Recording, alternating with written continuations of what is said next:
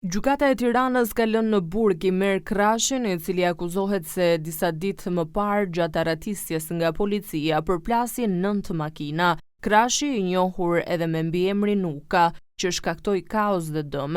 Në gjykata ai u shpreh se i penduar për ngjarjen.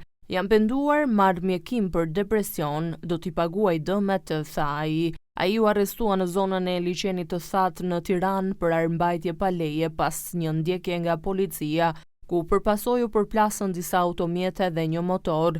Drejtuesi dhe pasagjeri i këtij të fundit mbetën të lënduar, të cilët rezultuan të ishin një efektiv policie jashtë orarit të punës me bashkëshorten e tij. Sapo efektivët e pyetën nëse kishte armë apo sende të tjera të paligjshme dhe e urdhëruan të zbriste për kontroll fizik, 31 vjeçari, person me precedent kriminal, i dha gaz makinës në zonën e liçenit të thatë, duke u larguar me shpejtësi. Në pamjet e publikuara nga policia, shihej momenti kur efektivët ju vun nga pas të riut në ndjekje duke e arrestuar dhe duke i sekuestruar edhe pistoletën që kishte me vete.